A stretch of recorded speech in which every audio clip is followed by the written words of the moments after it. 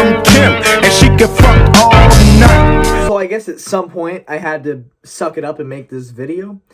Let me just tell you though, when you fly up to Kansas City, you go through the hassle of traveling as a fan, and to witness that, the last thing you want to do is come home the same night, get home at 3 a.m., turn on your camera, and then talk about the game that just crushed your soul. And then the next day was even worse because it was just in my head all day. We lost.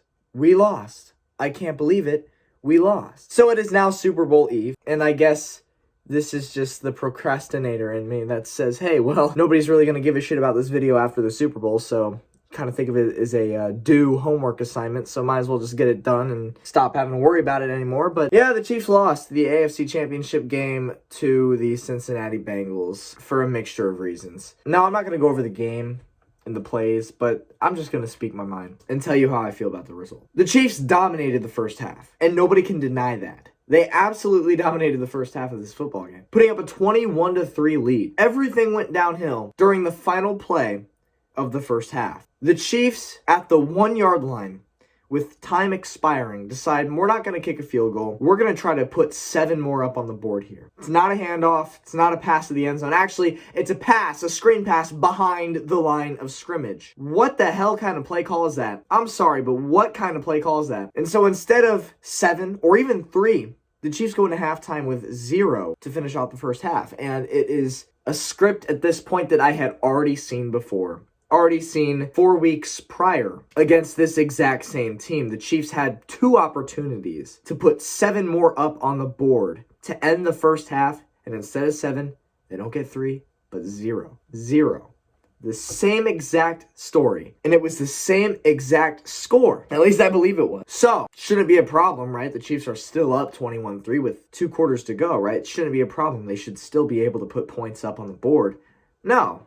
They don't, because what happens is the Bengals defense gets a huge stop right there, and they're going in the locker room thinking, we are in this thing. Meanwhile, the Chiefs go in the locker room, and they're like, damn, that kind of kills our momentum. In the entirety of the second half, the Chiefs would score a whopping 3 points. They would score 3 points, and those 3 points would come at the very end of the fourth quarter to tie the game, to send it to overtime. I see many Chiefs fans putting the blame here and there and here, so pretty much the blame goes to anybody and everybody. I don't think it was the defense. I'll tell you that right now. I've seen blame put on the defense. It's not the defense. The defense did their job. You know, you can't blame the defense when your offense scores 3 points. I'm just going to say that right now. I've also seen blame on Patrick Mahomes, and he didn't have his best game.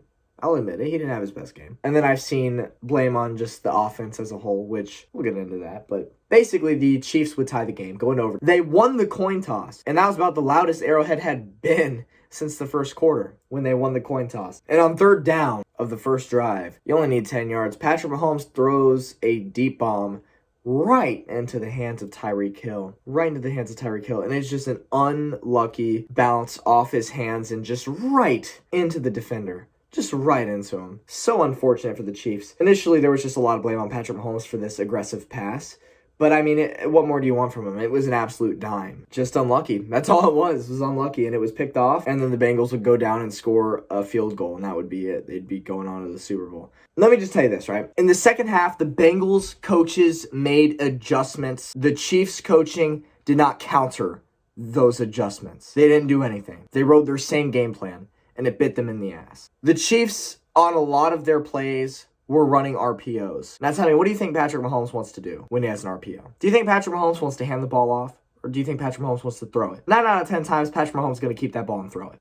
The one thing with Mahomes, every now and again comes back to bite him in the ass, is his aggressiveness and his determination to always make fantastic, great plays. You don't always need to do that. Sometimes you just need to hand the ball off. Speaking of handing the ball off, the Chiefs in this game were averaging 5 yards per carry. Yet in the entirety of the second half, the Chiefs only handed the ball off 8 times. Why? In the second half, the main adjustment the Bengals made was on defense. For the majority of the snaps, they would only rush 3 players, virtually leaving Patrick Mahomes with plenty of time. The problem is that there were 8 in coverage, so just about everybody on the Chiefs offense was being covered. This is absolutely where you need to utilize the run game. The Chiefs didn't do that. They failed to utilize the run game. They failed to consistently hand the ball off. And when you have Clyde Edwards-Helaire having a good game, complemented by Jerick McKinnon's performance also having a good game, you have those two guys playing great. Why are you not giving them more snaps? Why are you not handing the ball off more to them? In overtime, 2nd and long, I believe it was, Patrick Mahomes threw a little dump-off pass, or attempted a little dump-off pass, to Demarcus Robinson. I'm sorry, but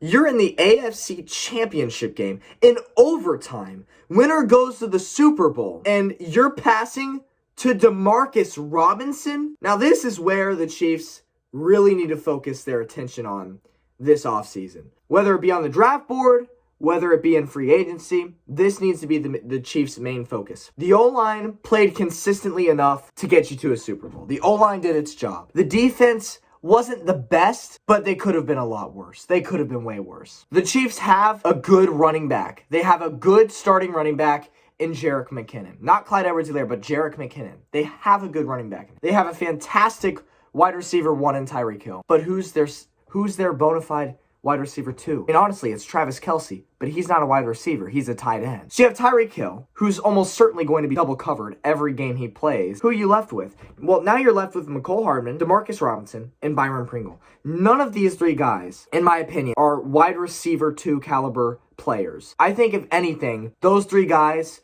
are glorified practice squad players. I think the Chiefs seriously need to focus on finding that number 2 wide receiver. They desperately need one. Because when you're relying on Mecole Hardman, Byron Pringle, and Demarcus Robinson in the AFC Championship game in overtime, there's issues with the offense. I'm sorry, but there's issues with the offense. Patrick Mahomes, he cannot win a game by himself. And we've seen it. He can't win a game by himself. Nobody can. This is the NFL. It's a 53-man team. 53-man roster. It takes everybody to put in effort to win games. Mahomes ain't going to get it done himself. And when you got Travis Kelce and Tyreek Hill being covered, why are you not handing the ball off more? And when you're passing to the 3 guys I've mentioned. It's just bound to fail. So yeah, I don't like the Chiefs receiving core, other than obviously Travis Kelce and Tyreek Hill. The Chiefs desperately need a wide receiver too. They really do.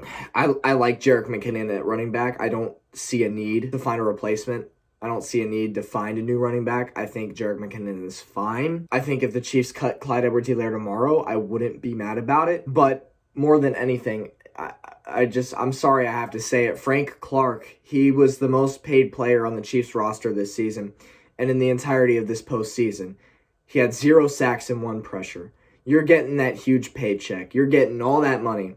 I'm sorry. 1 pressure in the entire playoffs, 0 sacks. Are you kidding me? That's pathetic. So yeah, for Chiefs fans, it's a tough one to swallow. In fact, I've seen a debate going around, is this worse than last year's Super Bowl loss? And there's a very valid argument for yes, it was more painful. Because in that Super Bowl, the Chiefs were just outmatched from the very beginning. They didn't stand a chance after the first quarter. It's just the game was determined early in the game, seeing how terrible that O-line was. They weren't supposed to win that game. However, I believe the Chiefs were 10-point favorites in this football game against the Bengals. They were heavy favorites. They were at home. They were a damn good team. They were supposed to be in the Super Bowl. You go into halftime with a 21-3 lead. You better keep it up, and you better go to the Super Bowl. So a collapse like that in the AFC Championship game in your own house, yeah, I'd say that's a little bit more painful than just getting blown out from the very beginning in Tampa last year. So with that being said, who am I rooting for in the Super Bowl? Not the Bengals. I don't necessarily have a problem with the Bengals. I'm happy for their fan base. I'm happy for their franchise just because it's been so long since they've tasted this success. And for me, it comes down to the individual teams. I really want to see Sean McVay, Aaron Donald, Matthew Stafford, just to name a few guys, get their rings because they've been very deserving of it for a long time. So yeah, I'm rooting for the Rams this Sunday. So I guess with that being said, this is the final Chiefs recap of 2021. And I suppose I will catch you guys, it sucks to say, but unfortunately, I will catch you guys in September for the beginning of the 2022 season. Go Chiefs, man. Better luck next year, I suppose. Tough one to take. Tell you what. Peace out.